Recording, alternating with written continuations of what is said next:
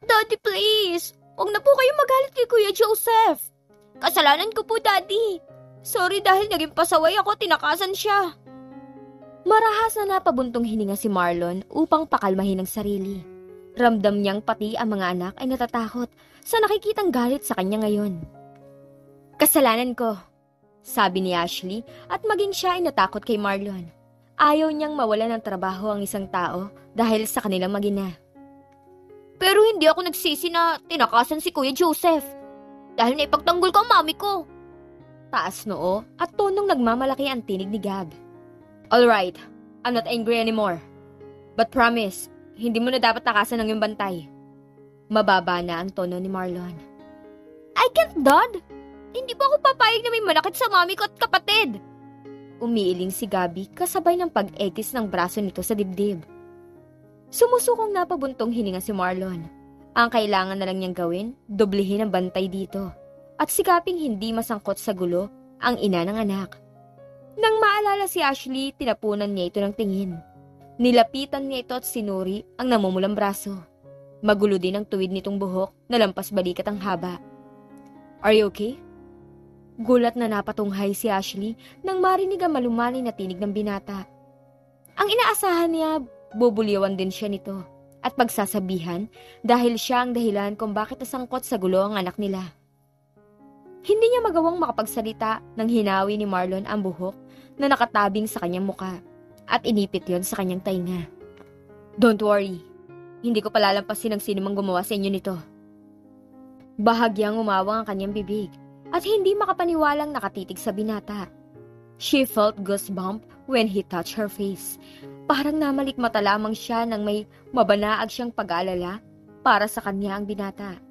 Hindi niya alam kung nagagalit ba ito dahil parang naging immature siya sa pagkasangkot sa gulo. O galit ba ito dahil nakitang nasaktan siya? Daddy, kiss mommy para mawala na po ang sakit. Namilog ang mga mata ni Ashley at napatingin kay Jello na siyang nagsalita. Sabay na nagyuko ng ulo sina Nida at Joseph at nagkunwaring walang nakikita o naririnig. Pero deep inside, kinikilig si Nida. Naipagdasal niya rin na sana hindi siya maalala ng dragon na lalaki na kasama siya sa dapat sisihin. Yes, Daddy. Kapag may sakit kami o nagkasugat, hinahalikan ni Mommy with love upang mapawi ang sakit. Segunda ni Gab. Nahihiyang inilayo ni Ashley ang sarili kay Marlon at binalingan ng mga anak. Effective lang ang ganyang gamot sa mga bata, anak. Sabay na nanulis ang nguso ng kambal at hindi natuwa sa reason ng ina. Naiiling na inilapit ni Marlon ang sarili kay Ashley at bumulong. Pagbigyan mo na ang mga bata para hindi magtampo. Parang tuod na naistatwa si Ashley sa kinatatayuan nang marinig ang bulong ni Marlon. Hindi pa siya nakabawi sa pagkagulat at ayon. Naramdaman na lang niya ang paglapat ng labi ng binata sa kanyang pisngi. Hindi pa nakontento at maging ang kanyang braso ay hinalikan nito. Halos mabingi siya sa kabog ng kanyang dibdib. Sumabay pa ang matinis na tinig ng kambal. Tuwang-tuwa sa nakikita at nagtatatalon pa ang mga ito habang pumapalakpak. Ate, anong feeling? Kinikilig na tanong ni Nida sa mahinang tinig lamang. Sinigo ni Ashley ang madaldal na yaya ng anak upang patahimikin ito. Naroon pa rin sila sa opisina at abala si Marlon sa kausap nito. Sa totoo lang, ramdam pa rin niya pag-iinit ng kanyang pisngi, lalo na sa kung saan dumampi ang malambot na labi ni Marlon kanina. Tinakpan ni Nida ang bibig at nanunukso ang tingin sa amo. Si Joseph, lumabas na at nagbantay sa labas ng opisina. Ang mga alaga niya, ayun at busy na sa nilalarong games sa isa pang cellphone ng ama ng mga ito. Binuksan ni Joey ang laptop at gustong makita ni Marlon. Mula sa footage ang naganap sa butik. Nakilala ni Marlon ang babae. Isa sa mga umakusa kay Ashley. Nasaan ang babaeng yan? Turo ni Marlon sa sales lady. Nasa interrogation room po kasama ang iba pang sangkot, maging ang guard. Gusto kong papasukin mo ang isang babaeng yan dito para mag-apologize. Hindi alam ni Ashley kung sino tinutukoy ni Marlon. Ayos na sa kanya paghingi ng sorry na mga nang insulto sa kanya. Agad na sinunod ni Joey ang utos sa kanya. Nasa connecting door lang ako. Paalam ni Marlon sa mga anak at kay Ashley. Naunawa ni Ashley na hindi pwedeng makita ng ibang tao ang binata bilang ama ng kanyang anak. Ang kambal, nakaintindi rin at hindi na humabol sa ama. Ilang sandali pa bumukas muli ang pintuan at nagulat siya nang makita si Beauty. Halos kalad ka rin ito ng dalawang lalaki papasok ng silid. Ano ba? Bitawan niyo nga ako! Galit na iwinaksi ni Beauty ang kamay ng dalawang lalaki. Nang sabihin ng manager na kailangan niyang mag-apologize kay Ashley, ay tumanggi siya. Nagulat pa siya nang pagtulungan siyang isama ng dalawang lalaki kanina. Malaking kahihiyan yon, lalo na at may ibang nakakita. Lalong lumaki ang kanyang galit nang makita si Ashley at ang mga anak nito. Hindi niyo ba ako kilala para pilitin gawin ang labag sa kalooban ko? Idedemanda ko kayo sa ginawa niyong to. Bulyaw ni Beauty sa mga lalaki. She's bad! Nakasimangot na sabi ni Jello. Mabilis na humarang si Ashley sa harapan ng anak, sa takot na lalapitan ng pinsan. Yang nanay mo ang bad, dahil malandi siya at mga agaw. Singhal ni Beauty sa bata. No! Daddy will punish you! Gustong suguri ni Gabby ang babae ngunit pinigilan siya ng ina. Naningkit ang mga mata ni Marlon at dinig ang lahat na nangyayari. Pinawagan niya si Joey at minanduhan ito. Miss, kapag hindi ka humingi ng tawad kay Miss Ashley at sa mga bata, mapipilitan ng Mr. CEO na ipakulong ka. Napamulagat ng mga mata si Beauty at biglang natakot. Pero never niyang gagawin ang gusto ng lalaki, kung sino man ito. Gusto niyang teresin ang mga bata nang ngumiti ito sa kanya, na para bang nangaasar. Hindi ko kagustuhan to, kung yan ang iniisip mo. Hindi ko rin kasalanan ko bakit nakaladkad ka dito. Wala kang ibang dapat sisihin kundi ang iyong sarili. Paninisi ni Ashley sa pinsan. Hindi ako natatakot sa kung sino mang iyang lalaki mo. Wala akong kasalanan para humingi ng tawad sa isang tulad mo. At sa mga anak mong bastardo. Loko ka? Laiitin mo na ako, pero wag ang mga anak ko! Galit na sinugod ni Ashley ang pinsan at sinampal to sa pisngi. Gulat na napahawak si Beauty sa lasaktang pisngi. Nanlilisik ang mga matang nakatitig kay Ashley at tangkang gaganting ngunit pinigilan siya ng dalawang lalaki. Ipadampot niyo sa pulis ang babaeng yan at huwag na wag hahayaang makalapit sa mga anak ko! Biglang natakot si Beauty nang marinig ang malagom at galit na boses ng isang lalaki. Hinahanap niya ito ngunit hindi niya makita. Hindi na naawa si Ashley nang pakaladkad na inilabas muli si Beauty ng dalawang lalaki. Nagwala ang pinsan ngunit wala itong magawa. Ma'am, sumunod po kayo sa akin. Anyaya ni Joey sa dalaga. Napatingin si Ashley sa connecting door at ayaw niyang iwan ang mga bata. Go ahead, ako na bahala sa kambal. Sabi ni Marlon at lumabas na ng silid. Pansin agad ni Ashley ang pamumula ng mukha ng binata at alam niyang dahil yun sa galit. Ayaw na niyang dagdagan yun kaya sumama na siya sa Ginoo. Parehong nakayuko ang ulo ng tatlo sa gitna ng mall sa may first floor. Pinagtitinginan na sila ng mga tao roon. Paano sila hindi pagtitinginan? Nakaluhod lang naman sila at hinihintay ang taong dapat hinga ng tawad. Nag-umpukan na ang mga tao at na-curious sa nangyayari. Ang ilan nakilalang tatlo na siyang sangkot sa gulo sa butik na nasa second floor. Ilang sandali pa, natuon ang tingin ng lahat sa dumaang kapulisan. Nanlaki ang mga mata ng sales lady, supervisor at manager nang makitang pinasasa ng pulis si Beauty. Natakot ang mga ito na matulad sa huli. Biglang nahiya si Ashley nang maabutan ng tatlong nakaluhod. Hindi niya akalaing ipapagawa talaga ito ni Marlon sa tatlo para maibangon ang kanyang dignidad na inapakan kanina. Umiiyak ang sales lady at halos humalik na sa kanyang mga paa habang humihingi ng tawad. Miss, pakiusap po please. Kumbinsihin niyo ang iyong asawa na huwag nang ipasara ang butik. Pakiusap ng manager kay Ashley. Tumayo na po kayo dyan at hindi ako santo para luhuran niyo. Pagpasensyahan niyo na rin ang kalupitan ni Mr. CEO. Ang hiling ko lang, wag na sanang maulit to sa iba pang makakasalamuhan niyo. Hindi basihan ang panlabas sa anyo para husgahan at malitin ng isang tao. Nahihiyang napayuko ng ulo ang tatlo lalo ng sales lady. Hiyang-hiya ito sa sarili dahil isa lang ding mahirap, ngunit magaling manghamak ng kapwa. Hanga ang mga naroroon kay Ashley, lalo na mga taong nakasaksi kanina sa pamamahiya ng tatlo dito. Pinahatid na ni Marlon ng mga bata kasama si Ashley pauwi. Pinagbigyan niya ang hiling ng dalaga na huwag na ipasara ang butik.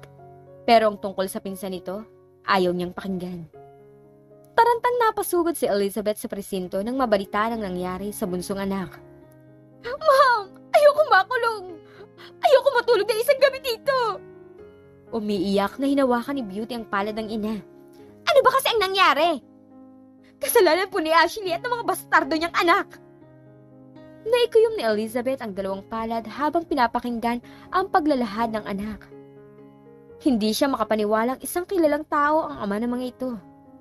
Pero hindi siya pinanghinaan ng loob. Kung koneksyon lang din, kaya nilang tapatan ang hindi kilalang may-ari ng naturang mall. Naidiin ng husto ang anak sa kaso dahil tumistigo pa ang 3 laban sa kanyang anak. Mukhang binayaran din ng pulis at may dagdag pa ang ipinatong na kaso sa kanyang anak. Pinalalabas, sinakta ni Beauty ang anak ni Ashley at naging child abuse ang kaso, maliban sa iba pang paratang na hindi maganda. I'm sorry, Mrs. pero bukas pa tayo maaaring magpiyansa, paliwanag ng abogado.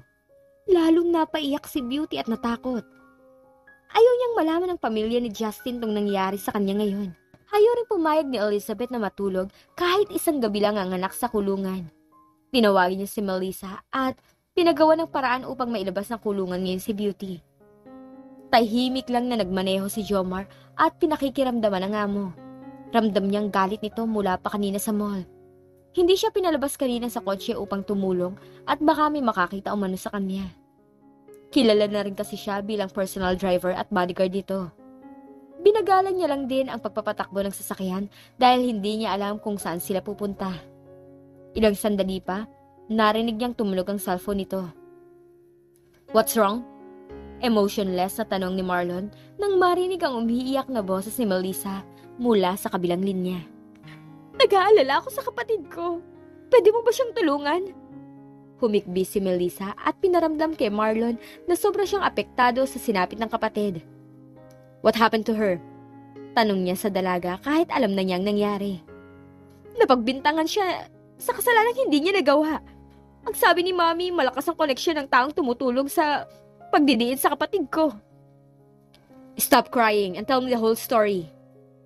Nakagat ni Melissa ang labi ng mahamig sa tinig ni Marlon ang iritasyon. Hindi niya alam kung dahil ba apektado siya sa nangyari, kaya ito naiirita. O sa taong may gawa nito ang kinakagalit ng binata? Naikuyom ni Marlon ang kamao habang pinapakinggan ang sinasabi ni Melissa. Napailing si Jomar sa sarili nang makita mula sa front mirror ang reaksyon ng mukha ng amo. Mukhang nadagdagan lamang ng kausap nito ang galit na nadarama ng binata. Marlon, hindi ko talaga alam kung anong nangyari. Pero hindi magagawang manakit ng bata ng kapatid ko. Pasensya na talaga at ikaw ang inabala ko ngayon. Diretso tayo sa presinto. Napangiti si Melissa nang marinig ang utos ni Marlon sa driver nito.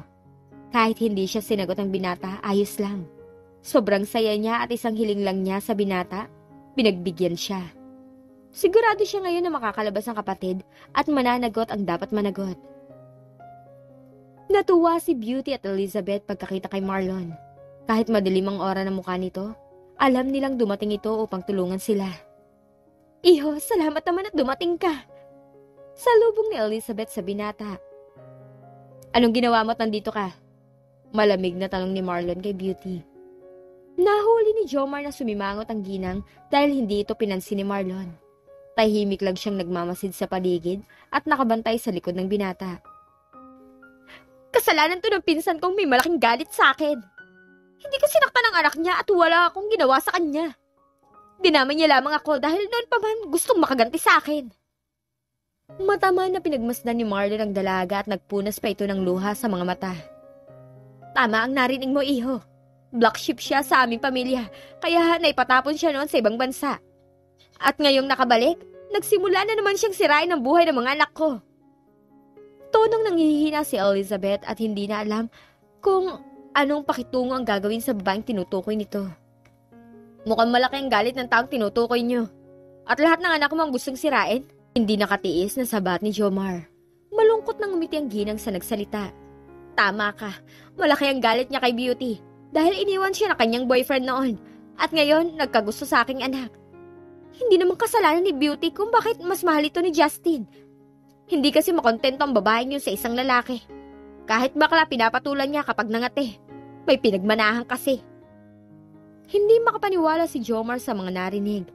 Parang below the belt naman yata ang paninira ng ginang sa ina ng mga anak ng amo. Pagtingin niya kay Marlon, madilim na naman ang aura ng mukha nito.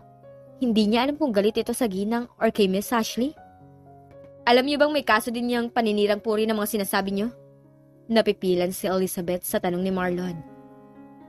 Marlon, pagpasensyahan mo ng mami ko. Nadala lamang siya na kanyang galit dahil sa nangyari sa akin. Kaya siya nakapagsalita lang hindi maganda. Agaw ni Beauty sa atensyon ng binata. Ay, hindi na nakapagtataka. May pinagmanahan ka. Si Beauty naman na napipilan ngayon. Hindi niya alam kung compliment ba ang sinabi ng binata o nangiinsulto. Pero wala naman itong alam sa kanilang pagkatao at tunay na ugali. Kaya ipinagpalagay niyang compliment yon. Tama ang anak ko, kaya pagpasensyahan mo na ako, iho. Pero hindi ko babawiin ang mga sinabi ko dahil yun ang totoo. Himig nagmamalaki ang ginang. Hindi ako naparito para ayusin ang gusot na pinasok ng iyong anak. To be honest, kilala ko ang taong gustong ipakulong si Miss Beauty. At ako ang tipong hindi konsentidor, kahit may pera at koneksyon. Nandito ako upang marinig ang inyong panig. Nagkatinginan ng mag-ina at parehong kinabahan. Mukhang nakausap na ni Marlon ang taong may pakana kung bakit siya naroon bago pa man sila nakausap. Hindi magawang salubungin ni Beauty ang nangaarok na tingin ng binata. Alam niyang napanood na ni Marlon ang footage kaya hindi siya maaaring magsinungaling pa o tumanggi. Iho, alam kong may kasalanan din si Beauty pero kasalanan din naman ni Ashley kung bakit siya nainsulto ng aking anak. Isa pa, kapamilya niya kami. Kung talagang hindi masama ang kanyang ugali, hindi na dapat hahatong sa ganito ang lahat. Sigurado ako inutusan niya yung kaibigan na gawin ito. Dahil diyan siya magaling. Tumalim ang tingin ni Marlon sa ginang. Kung hindi pa niya kilala si Ashley at hindi siya sangkot, baka napaniwala na siya nito. Wala akong ginawa sa anak na kaibigan mo. Hindi ko alam kung bakit nila nasabing naging child abuse ako sa kambal. Pagmamalinis ni Beauty. Pero ang tawagin silang bastardo ay hindi tama. Pakiramdam ni Beauty tumalo ng kanyang puso dahil sa gulat nang biglang tumaas ang timbre ng boses ni Marlon. Maging ang kanyang ina, nagulat din sa inakto ng binata ngayon. Ramdam niya ang galit nito na parabang ito ang ama ng mga batang kanyang nilait. Napatitig siya sa mukha ng binata. May bumundol na kakaibang kaba sa kanyang dibdib nang mapagmasdan mabuti ang itsura ni Marlon. Pero imposible ang bagay na nasa isip niya, kaya agad niyang iwinaksi yun sa isipan. Pero, hindi totoong sinaktan ko ang kambal, tulad sa paratang sa akin. Nabulol na siya sa pagdedepensa sa sarili. Kapag hindi niya nakumbinsi ang binata na tulungan siya makalabas ngayon, baka sa kulungan talaga siya magpalipas ang gabi. At hindi niya kayang tanggapin yon. Marlon, kapag hindi mo kami tinulungan ngayon, tiyak na mag-aalala ng gusto si Melissa sa kanyang kapatid. Naipikit ni Marlon ang mga mata at pilit kinontrol ang galit. Parang gustong magsisi ni Elizabeth na binanggit pa si Melissa. Nang maaninag ang kakaibang emosyon sa mga mata ni Marlon nang magmulat ito at tumitig sa kanya. Naghalo ang malamig at galit na bumabalot sa aura ng lalaki. Nakalimutan niyang pinakaayaw nito gamitin ang pagbubuntis ni Melissa upang mapasunod ito. Binigyan ka ng pagkakataon, ngunit hindi mo ginawa. Ang ibig sabihin, mas gusto mo pang makulong kaysa ibabayang pride mo. Pinagbigyan ka lamang, kaya bakit gusto mo ngayon makalis dito? Namula ang pisngi ni Beauty at nanubig ang mga matang tumitig sa ina. Mas masakit ang narinig niyang salita mula sa binata kaysa ang natikmang sampal mula kay Ashley. Maging si Jomar napatulala sa kinatatayuan. Naahawa siya bigla sa mag-ina na mukhang pinagsakluban ng langit at lupang itsura. Matapos tumalikod ng amo. Nang maalalang wala na sa harapan nila ang aroganteng amo, mabilis siyang tumalikod sa dalawa at humabol kay Marlon. Awang ang bibig at hindi makapaniwalang sinundan ng tingin ni Elizabeth ang nakatalikod na binata. Nagpunta lang ang lalaki dito para pamukhaan ang anak sa hindi nito magandang ugali. Natauhan lamang siya nang marinig ang hikbi ng anak. Mami, anong kasalanan ko sa kanya para ganituhin niya ako? Bakit kailangan pa niya akong pamukhaan? Umiiyak na tanong ni Beauty sa ina. Mabilis na nilapitan ni Elizabeth ang anak at niyakap ito upang damayan. Tama na at wala siyang kwentang tao. pagsisisihan niyang sa ibang tao siya kumampi. Nagngangalit ang ngipin niya dahil sa galit. Ano na pong gagawin natin ngayon? Ayoko pong matulog dito. Huminahon ka muna at tatawagan ko ang iyong ama. Tiyak na hindi rin siya makakapayag na dito ka matutulog. Kahit papano napanatag si Beauty, alam niyang gagawin ng ama ang lahat upang makalabas siya roon ngayon din. Ang ama ang gagawa ng hindi niya kayang gawin tulad ng makiusap kay Ashley. Sa bahay, hindi mapakali si Ashley sa sala. Hindi niya alam kung ano na ang nangyayari sa pinsan. Nang marinig ang kambal na sinisigaw ang pangalan ng ama, ng mga ito ay mabilis siyang lumabas. Nasa playground kasi ang kambal na naroon lang din sa backyard ng bahay. Dad, we miss you! Biglang umaliwalas ang aura ng mukha ni Marlon pagkakita sa mga anak. Mga anak, hindi pa pwedeng magpersa ng hustong daddy niyo. Nag-aalalang sinawa ni Ashley ang kambal nang sabay na binuhat ng binata ang mga ito. I'm okay. Napangiti na rin si Ashley nang umiti sa kanyang binata. Malalaki na rin ang kambal at hindi ordinaryo ang tangkad ng mga ito at may pinagmanahan naman. Ano na nga kaya ang mangyayari kay Beauty sa kulungan? Matutulungan kaya ito ng kanyang ama? At ano na lang kaya ang magiging reaksyon nila kapag nalaman nila na ang ama ng kambal ay si Marlon?